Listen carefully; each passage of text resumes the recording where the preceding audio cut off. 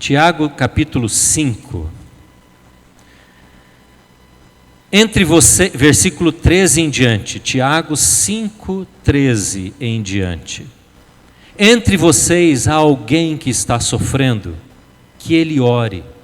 Há alguém que se sente feliz, que ele cante louvores. Entre vocês há alguém que está doente, que ele mande chamar os presbíteros da igreja, para que estes orem sobre ele e o unjam com óleo, em nome do Senhor. A oração feita com fé curará o doente. O Senhor o levantará. E se houver cometido pecados, ele será perdoado. Portanto, confessem os seus pecados uns aos outros para serem curados. A oração de um justo é poderosa e eficaz.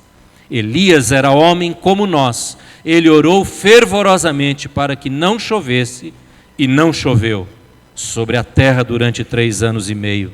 Orou outra vez, e os céus enviaram chuva, e a terra produziu seus frutos.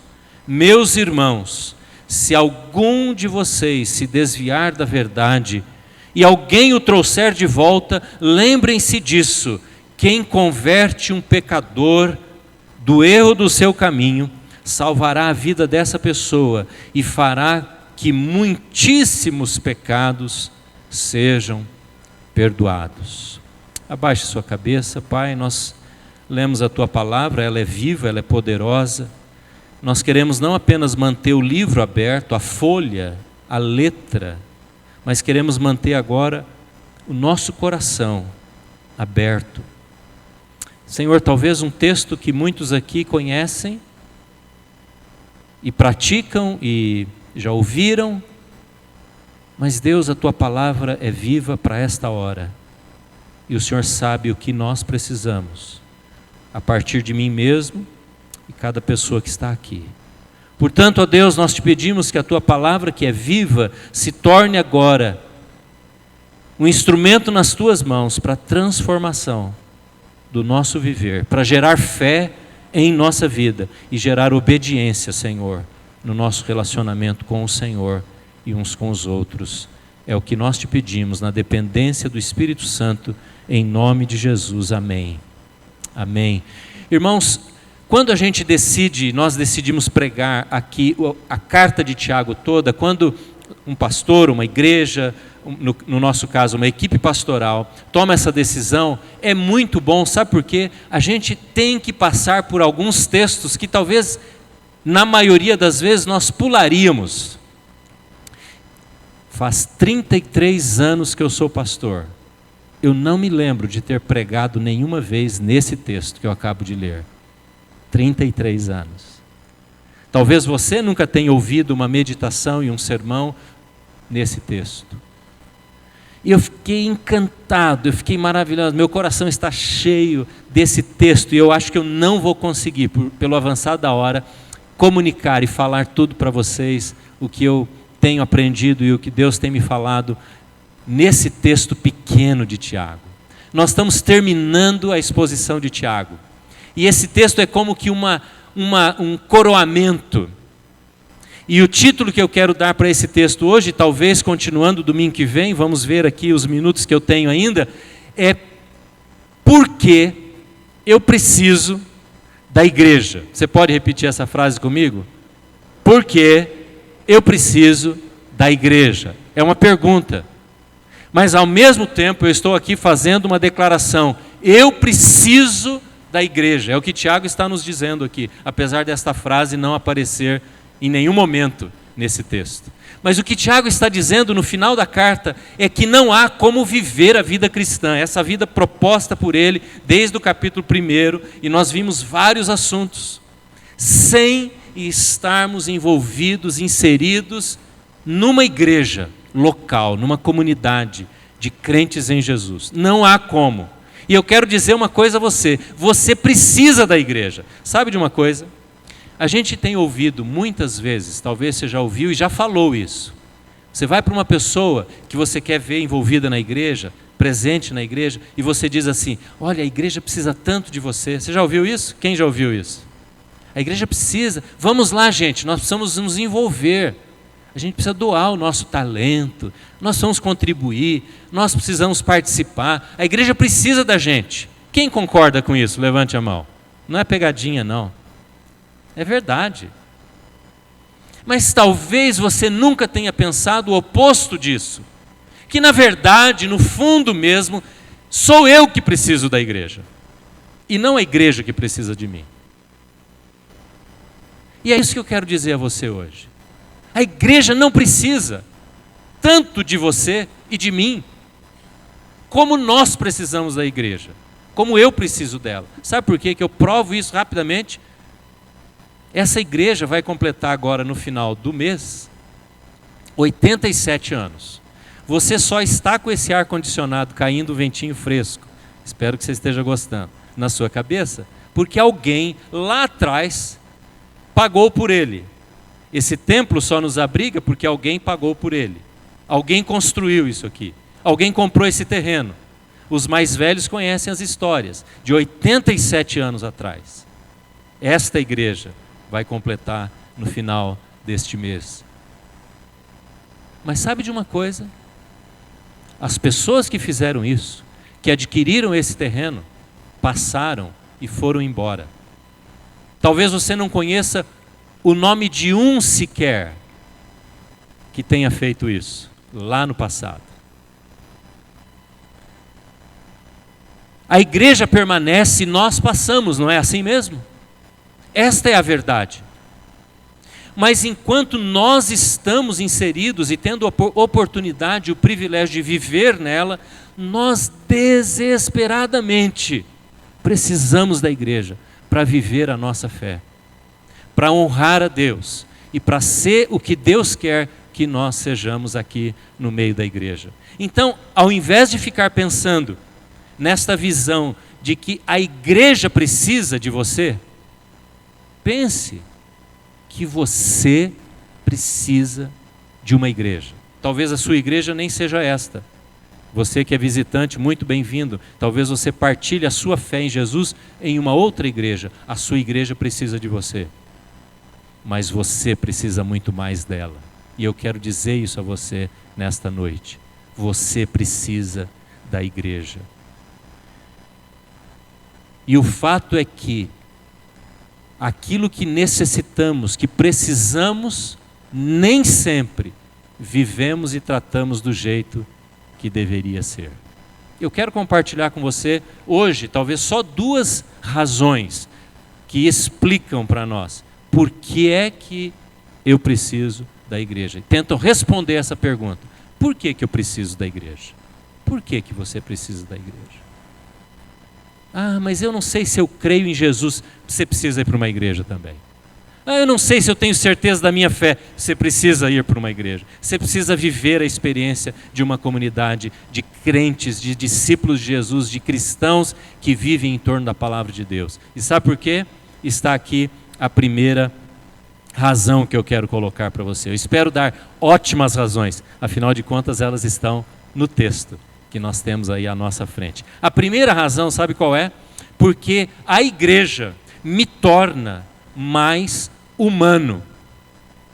A igreja me torna mais humano. Talvez você estivesse esperando uma resposta muito mais, entre aspas, espiritual. A igreja me torna humano. Essa é a primeira razão. Tem um aviso de um carro aí, ó. Vamos distrair todo mundo. Alguém que é o dono desse carro, pode ir lá cuidar dele. Ok? Já leram? Agora pode apagar o aviso. A igreja nos torna humanos. E olha o que diz o apóstolo Tiago nesse texto. Ele faz 3 perguntas que mostram isso. 3 perguntas. Quais são as 3 perguntas? Ele diz: está alguém entre vocês, ou vós, sofrendo? Primeira pergunta. Segunda pergunta: está alguém entre vós? Qual é a pergunta? alegre. Está aí no texto, versículo 13, 14 em diante. Aí a terceira pergunta: está alguém entre vós doente? Então são 3 perguntas. Está alguém entre vós sofrendo? Está alguém entre vós alegre? Está alguém entre vós doente? É só o humano que responde sim a essas perguntas. É só gente humana, gente normal. O que eu quero dizer é que a igreja nos torna normais. Há um livro chamado Supercrentes. Há cerca de 15 anos atrás, esse livro foi lançado para combater a ideia de que crente não fica doente, crente não tem problema, não sofre. Porque houve uma ideia na teologia brasileira, alheia, aleatória à palavra de Deus, que o crente não passa por tribulações. Porque se ele declara em nome de Jesus, se ele amarra em nome de Jesus toda a força do diabo, ele vai ser sempre um vencedor. Isso não é verdade. A igreja faz a gente entender que nós precisamos olhar para a nossa vida e dizer: Deus, eu preciso, não só do Senhor, mas eu preciso dos meus irmãos. Porque crente sofre, discípulo de Jesus fica doente, pastor também fica doente e precisa da oração. E a igreja faz com que a gente tenha essa experiência de dizer: que coisa boa, eu posso dizer para alguém: eu estou sofrendo. Você tem essa liberdade de dizer em todos os lugares que você vai, para as pessoas com quem você convive? Pois na igreja você tem, você deveria ter a liberdade de dizer: eu preciso do seu apoio, eu preciso da sua oração. E a igreja nos humilha neste sentido. A igreja nos quebranta. Mas o que acontece normalmente é o seguinte: quando nós estamos sofrendo, quando temos um problema, nós nos afastamos. Sabe quando a dor bate? Quando o sofrimento bate? Nós somos como aquela plantinha. Sabe aquela plantinha que tem no campo, nos gramados, dorme? Conhece? Que você bate nela, ela fecha rapidinho as folhas. Nós somos assim, essa é a nossa tendência, de nos retirarmos, nos afastarmos e cultivarmos aqui no canto da nossa vida a nossa dor, o nosso sofrimento. Mas quando estamos na igreja, nós somos lançados em direção a outra pessoa, ao outro. E o que Tiago está dizendo é: está alguém entre vocês sofrendo? Que haja oração. Haja oração. Não dá para viver a vida na igreja sem abrir, sem expor. Essa tendência que você tem, e você tem porque eu também tenho, e todos nós temos, de nos afastarmos e ficarmos quietos no nosso canto sofrendo, essa é a tendência que se fez presente, infelizmente, no seu primeiro pai. Qual foi o seu primeiro pai? Você sabe qual foi o seu primeiro pai? A sua primeira mãe? Adão e Eva. E quando o sofrimento entrou no coração de Adão e Eva, quando eles desobedeceram a Deus, eles foram se esconder atrás do seu próprio pecado. E ao invés de chegar e dizer: Deus, a bobagem que eu fiz, olha a dor que agora estou sentindo porque te desobedeci, eles se esconderam. E assim é você e sou eu. Nós nos afastamos, mas a igreja nos quebra, a igreja nos humilha. Por isso eu preciso da igreja, por isso você precisa da igreja. Eu quero perguntar a você, essa é uma pergunta direta e de alguém que está preocupado, de um pastor que está preocupado com você, com a sua vida. Você tem pessoas na sua igreja que você pode abrir o coração e dizer e expor a sua ferida, a sua dor, o seu sofrimento e dizer: eu preciso do seu apoio. Você tem essas pessoas? A outra pergunta que eu faço é: você tem sido alguém que ouve? Você tem sido alguém que pode ser usado por Deus na vida de outra pessoa? Porque a tendência também que nós temos não é só de nos escondermos, como Adão e Eva fizeram, mas é também de nos afastarmos de quem sofre. Dá muito trabalho, não dá? Dá muito trabalho. E se você não está, eu vou ser bem duro aqui agora, se você não está acostumado com o sofrimento na sua vida, se você é uma daquelas pessoas, e existem muitas pessoas assim, que ainda não passaram por grandes percalços, por grandes tragédias, por dores, você pode estar sendo uma pessoa que se afasta de quem sofre, porque você se torna insensível. Ah, essa pessoa está chorando demais, essa pessoa está muito mole, talvez porque você não tenha ainda chegado a esse ponto de dizer: eu estou doente, eu estou sofrendo. Por isso você precisa da igreja, para abrir. Igreja é lugar de transparência. Deixa eu dizer uma coisa também muito direta e muito franca com você. Aqui nesse lugar, nesse templo, nós temos dos mais variados níveis de relacionamento com a igreja, não temos? Nós temos as pessoas muito ligadas, não é? Frequentam célula, toda semana estão juntos, e temos aqui também pessoas que têm um relacionamento um pouco mais distante com a igreja, com os irmãos. Eu quero dizer a você que se você não tem liberdade, não chegou naquele nível de relacionamento de liberdade, de dizer, ao responder esta pergunta: está alguém entre vocês doente, sofrendo, e você não tem esse ambiente, este relacionamento que te permite trazer a sua dor à tona, expor, eu quero dizer a você que alguma coisa está muito errada na sua vida. Quando foi a última vez, para tornar bem prático, que você procurou alguém que faz parte da igreja de Jesus, do corpo de crentes em Cristo, e você expôs, você foi transparente ao transmitir uma necessidade e um problema? Se isso aconteceu há muito tempo atrás, cuidado, porque ao olhar no espelho, e esse tem sido o tema geral dessa carta, né? A nossa vida no espelho, ao olhar no espelho desse texto, da palavra de Deus, nós vemos que não há condições, não há possibilidade de sermos da igreja, mas não termos essa vida de comunidade. Você entende o que eu estou dizendo? Faz sentido isso em você? Cuidado então com o nível de relacionamento que você tem com aquilo que você chama a minha igreja. Talvez você use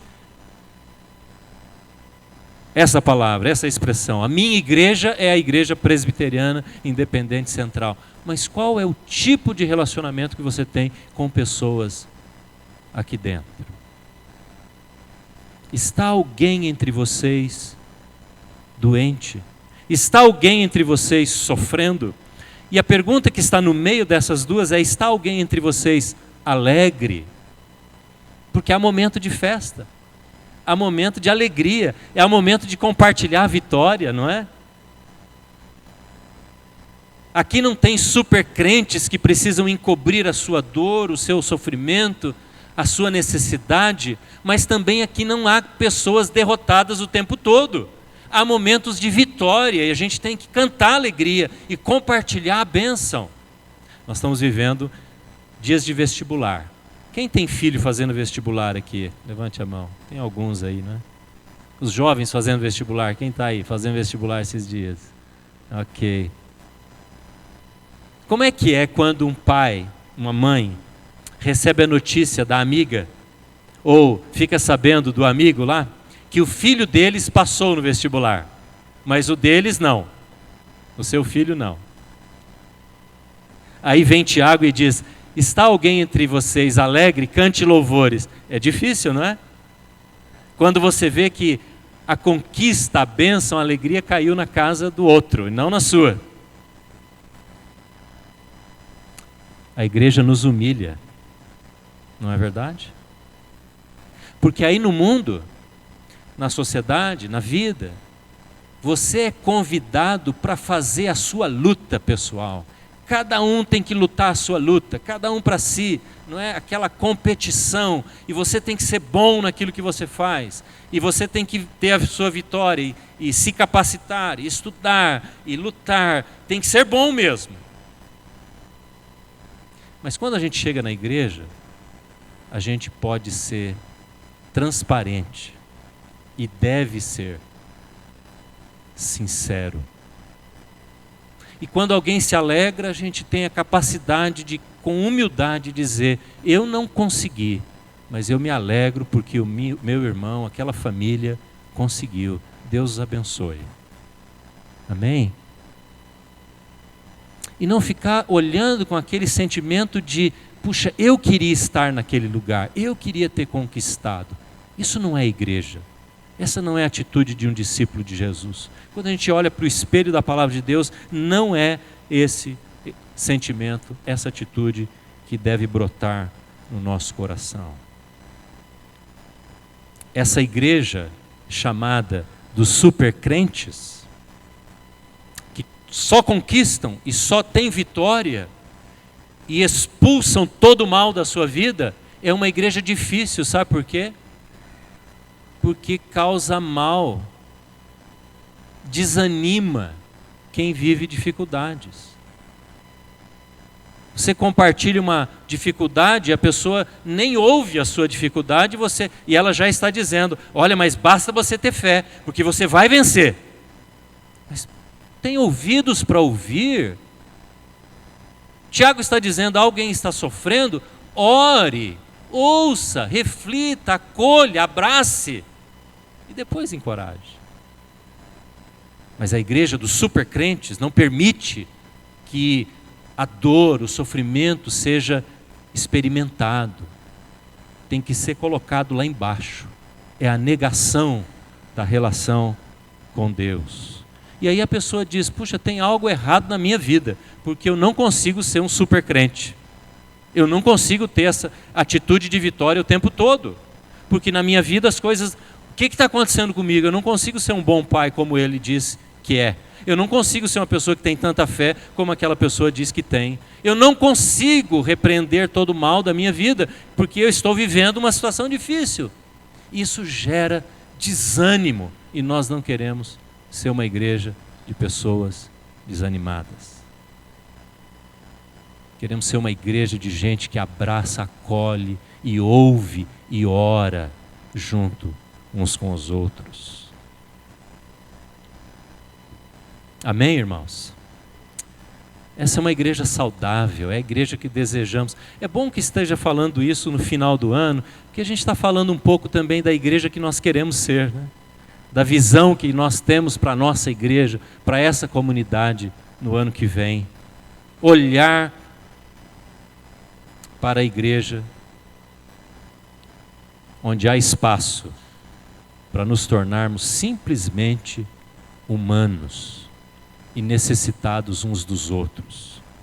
Aqui nessa igreja, você não precisa ser super crente. Basta você ser crente em Jesus. E traga para os seus irmãos, traga para o meio da comunidade o seu sofrimento, que nós vamos orar por você. Vamos ouvir e vamos compartilhar e vamos encorajar uns aos outros. Quem está disposto a isso? Diga amém. Amém. Interessante, há uma história muito boa de Jesus, quando Jesus estava no meio de uma sinagoga, no meio de gente muito importante, religiosa, e era um sábado, e não se fazia nada nem para ajudar os outros no sábado. E havia um homem lá com a mão atrofiada, ele tinha problemas numa das mãos, grande dificuldade. E as pessoas ficaram olhando para Jesus para ver o que ele ia fazer. Sabe o que Jesus fez? Chamou o homem, não apenas o chamou, mas o chamou para vir no meio. Vir no meio. Vir no meio. Ele foi o alvo dos olhares de todas as pessoas. Jesus estava formando a igreja. O embrião da igreja estava ali. E Jesus pegou aquele homem e disse: vem cá, meu filho, fica aqui no meio, mostra a tua mão. Tem alguém entre vocês sofrendo? Mostre a mão. Mas Jesus não faz isso para humilhar, Jesus faz isso para transformar, para curar. Enquanto a gente fica escondendo a mão aqui dentro da roupa, os nossos problemas, e não expomos, não mostramos as feridas abertas da nossa alma, não há cura. Então na igreja tem um monte de gente às vezes doente, porque não expõe, não fala, não compartilha, não se aproxima e fica curtindo aquele sofrimento. E Jesus diz: vem para o meio. Ele foi, Jesus o curou naquela hora. Jesus podia ter curado lá no meio da multidão, sem nem chegar perto dele. Ele fez outras vezes assim. Interessante, Paulo também, quando Paulo se converteu, a igreja tinha medo de Paulo. Medo. Paulo era um assassino de cristãos. Paulo matava, mandava matar, punha na prisão. E quando Paulo se converte, a igreja fica sabendo que ele quer vir na reunião, e a igreja fica com medo, não quer recebê-lo. Mas há um homem que pega Paulo, e esse homem é chamado Barnabé, pega Paulo e traz bem no meio da igreja, expõe aquele cidadão, outrora quem prendia e matava. Você pode expor a sua necessidade no meio da igreja. Quando a gente ouve, quando a gente acolhe nos nossos ouvidos a dor dos irmãos, nós nos tornamos mais misericordiosos. Irmãos, a igreja precisa ser cheia de misericórdia. Porque antes do poder, ela precisa receber misericórdia. Antes de exercer poder que há no nome de Jesus, ela precisa receber graça de Deus, misericórdia e favor de Deus para acolher, para abençoar. Por isso nós precisamos da igreja. Espero que você não esteja sendo um daqueles que se esconde, que foge, que tem esse relacionamento à distância dos irmãos. Uma vez Jesus, conversando com Pedro, disse uma palavra muito difícil para Pedro. E Jesus não tinha problema em expor o problema, em expor a dificuldade, expor a incredulidade, expor a doença, porque ele tratava. E Jesus estava conversando com Pedro e disse para Pedro assim: Pedro, Satanás fez um pedido. Satanás quer peneirar você, e ele quer colocar você naquele munjolo, assim, naquele moinho. Ele quer acabar com você. Mas Jesus disse para Pedro: mas sabe o que eu fiz? Eu orei por você, Pedro. E quando você se converter, fortaleça os seus irmãos. Foi o que Jesus disse para aquele homem.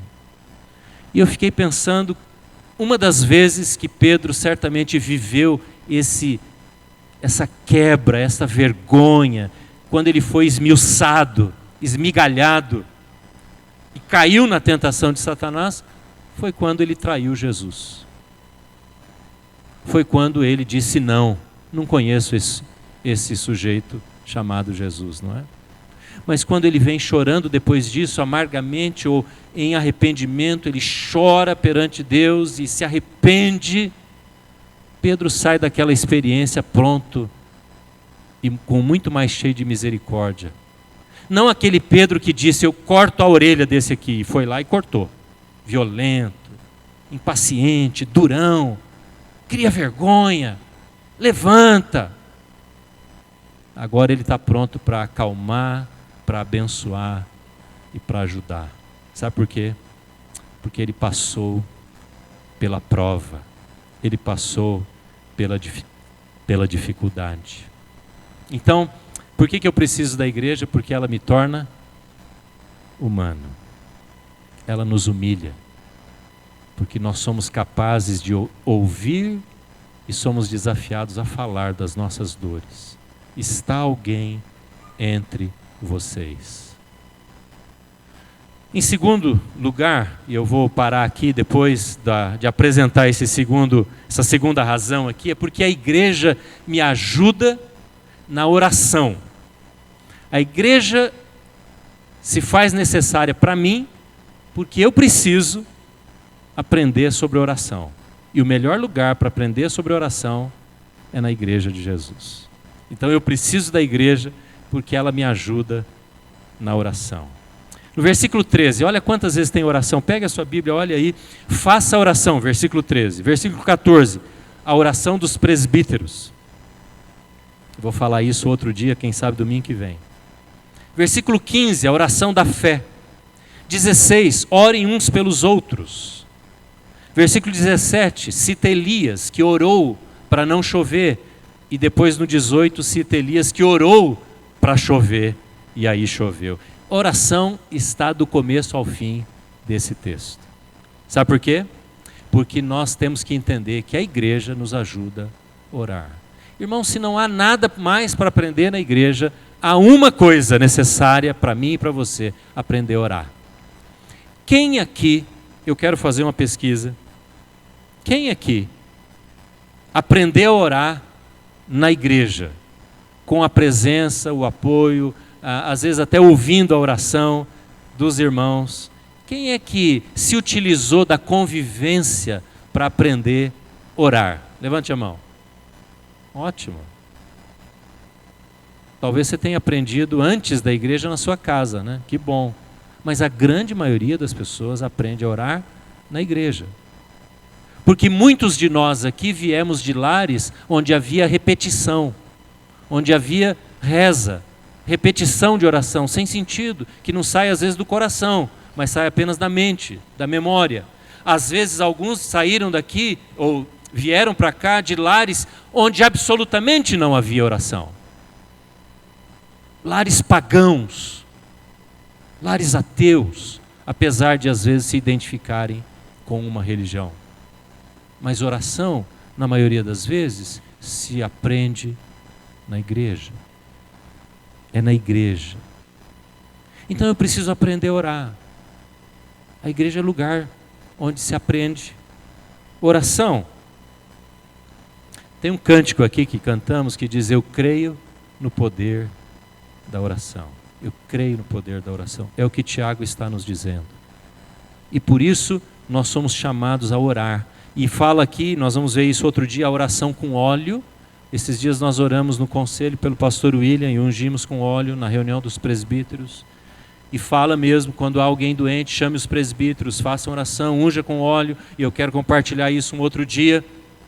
Mas oração não é desabafo. Eu me sinto tão bem orando. Não, você não ora para se sentir bem. Está aprendendo a orar agora, né? Eu estou dando umas dicas, quero dar umas dicas para vocês. O que oração não é?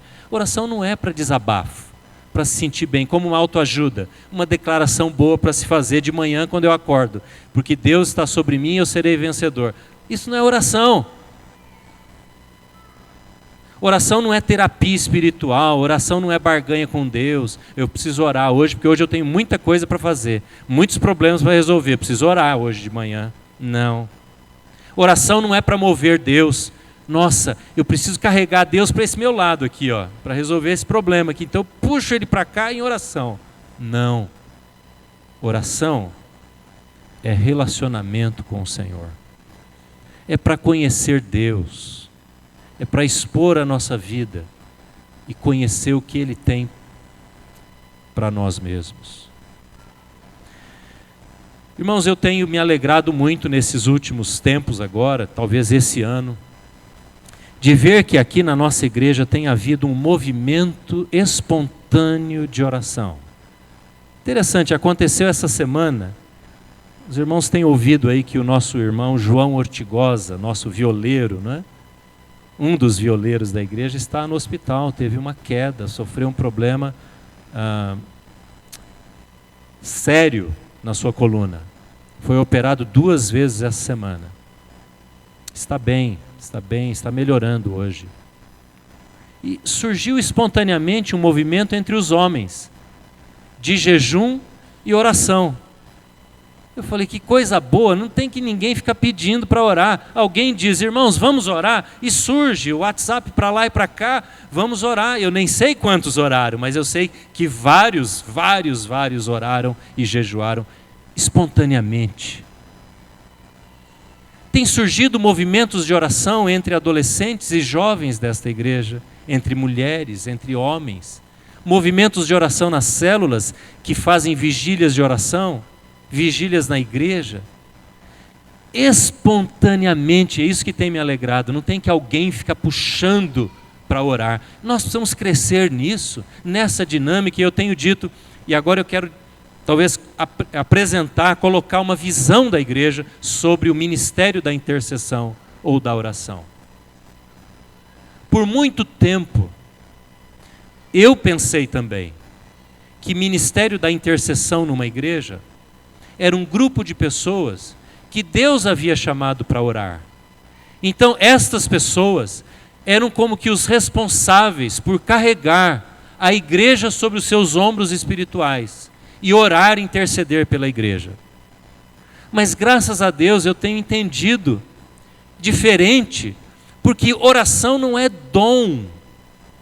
Ou você acha em algum lugar que oração é um dom dado por Deus para alguns, para mim, para você, mas não para o outro e para aquele outro. Não.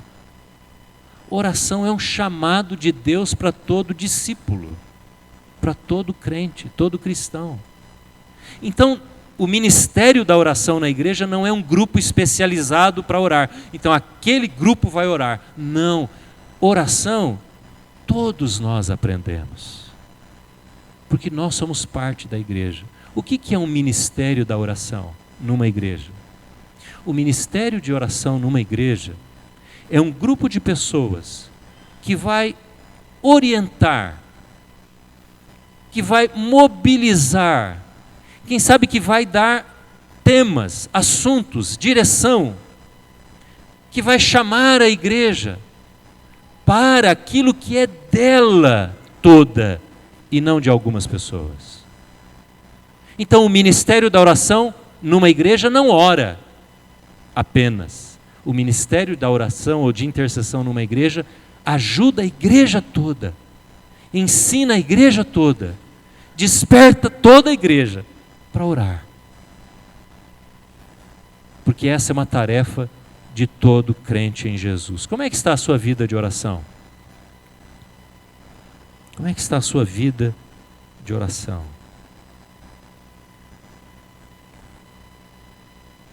Qual o seu prazer de orar?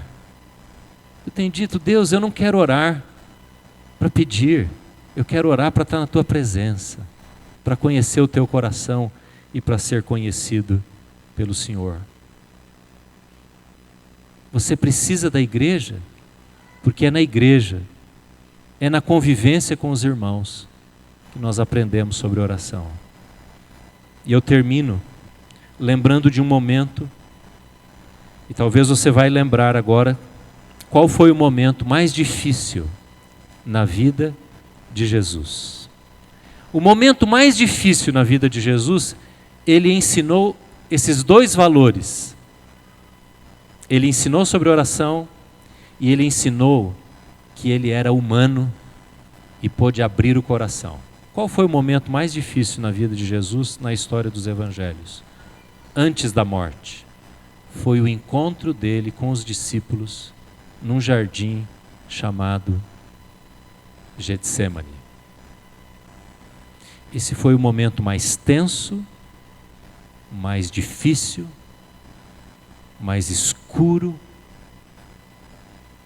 mais emocionalmente tocante na vida de Jesus. E quando ele estava para enfrentar a morte, ele disse: fiquem aqui comigo, porque a minha alma está profundamente triste. Você imagina Jesus falando isso para você? João, Maria, William, fique aqui comigo, porque eu estou muito triste.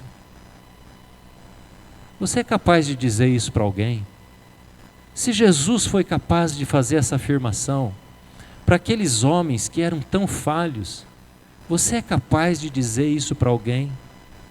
De pegar o telefone ou de mandar uma mensagem e dizer: olha, eu realmente estou precisando de você.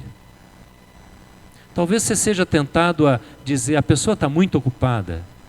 E talvez ela esteja mesmo. Você seja tentado a dizer: eu não vou incomodá-la. Eu preciso resolver isso primeiro sozinho. Eu preciso resolver por mim mesmo. Mas Jesus fez isso. Jesus se humilhou e disse: eu preciso de vocês. Não foi isso que ele fez? E o que mais ele ensinou naquela hora? Jesus disse: fiquem aqui para vocês orarem comigo. Segunda, fiquem aqui porque vocês precisam orar comigo. Jesus estava ensinando os discípulos a orar. Quem sou eu ou quem é você para nos afastarmos desta prática de nos humilharmos porque somos humanos e necessitados, e para dizer: eu preciso aprender a orar com Jesus? Isso só se faz numa igreja. Talvez você esteja aqui e esteja bem afastado da sua igreja, e eu quero desafiar você. Talvez você esteja aqui e esteja afastado desta igreja, eu quero desafiar você. Nós não temos, você tem percebido, eu acredito que alguns têm percebido, nós não temos falado aqui no púlpito da igreja: olha, você precisa ir para uma célula. E eu não estou falando isso para você. Você precisa da igreja de Jesus. Precisa da igreja de Jesus. Quem tem que mobilizar o seu coração é o Espírito Santo. E esse texto é um convite a isso. Você precisa ser uma bênção na vida de pessoas. Deixar de apenas receber para dar ouvido, dar amor, dar misericórdia. Orar por alguém, abençoar a vida de alguém. Você quer isso na sua vida? Você quer ir para o Getsemane com Jesus? Abaixe a sua cabeça e vamos orar.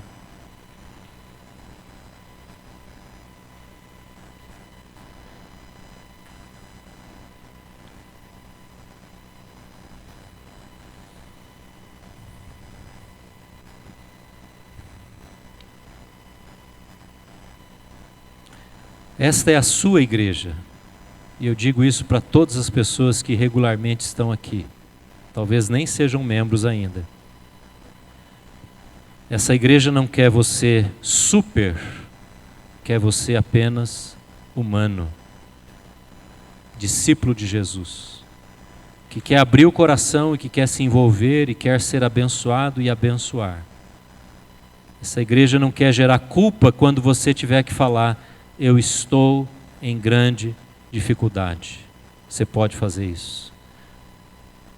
Essa igreja quer ajudar você a orar, ajudar você a ter experiências de oração, a gerar ambiente onde se ora, onde homens se encontram para orar e não apenas para conversar, onde mulheres que temem a Deus e amam ao Senhor se encontram para orar umas pelas outras, jovens, adolescentes, crianças que aprendem a orar porque creem no poder da oração, estão aprendendo o que é orar. Quem sabe hoje é uma boa noite para você assumir esse compromisso e dizer: Senhor, eu quero reconhecer que eu preciso da igreja, eu preciso dessa igreja, eu preciso viver a igreja de Jesus, preciso disso. Se esse é o seu caso, você percebe que há essa necessidade na sua vida, eu quero convidar você aí onde você está, a ficar em pé. Aqueles que desejam responder com um sim a esse convite: eu quero, eu quero, eu quero, eu quero. Eu quero ser mais igreja, eu quero amar mais, quero me expor mais, me envolver mais, ser mais uma bênção para as pessoas. Eu quero aprender a orar mais, eu quero, quando me encontrar com as pessoas, quando visitá-las no hospital, quando estiver com elas num relacionamento, numa amizade, numa conversa. Eu quero orar por elas, ouvir os seus problemas e levá-los a Deus. Eu quero ser essa bênção de Jesus na vida dos meus irmãos. Aleluia, Senhor. Oh Deus, esteja em oração.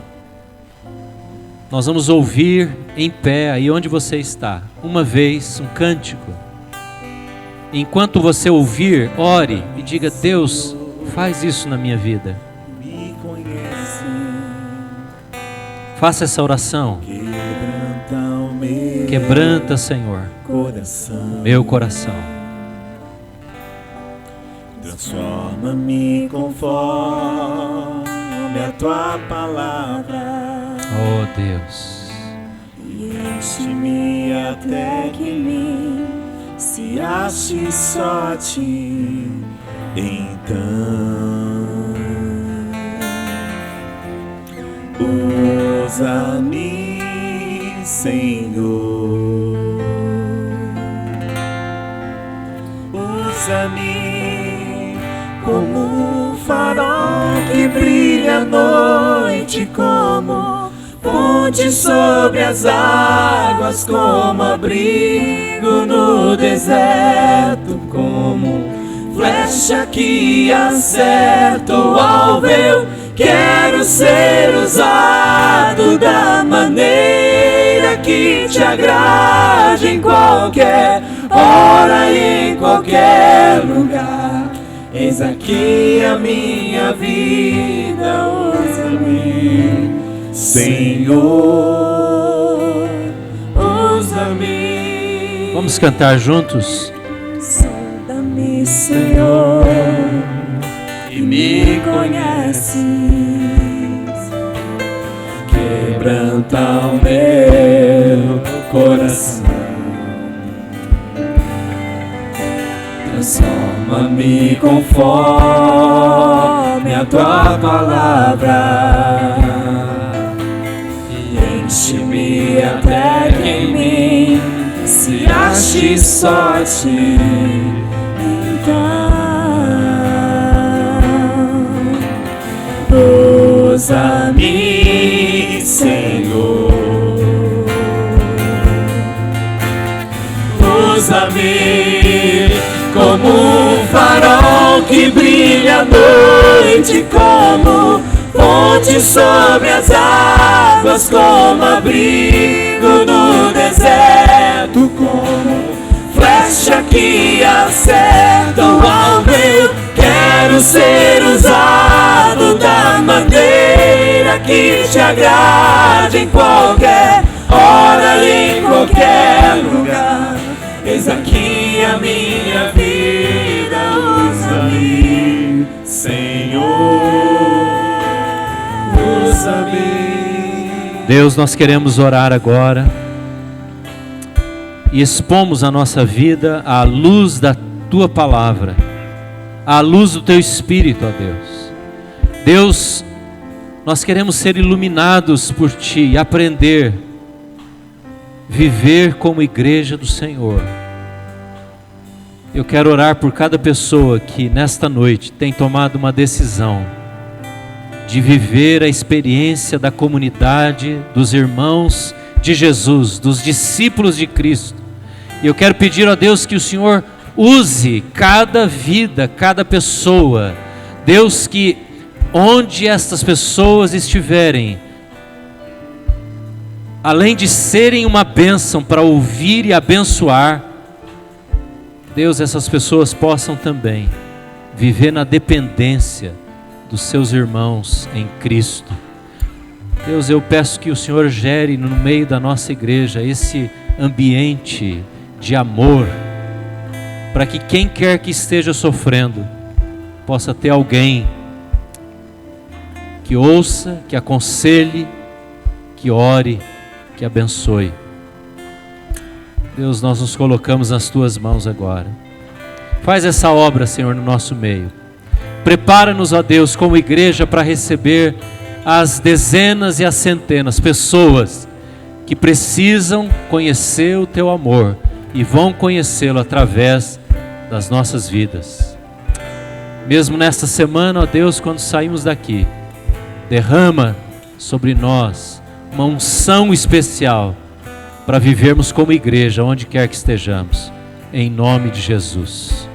Que a graça de Jesus, o amor do Pai, a unção, o poder do Espírito Santo estejam sobre você, sobre a sua casa, sobre todos nós, hoje e para sempre. Amém e amém. Amém.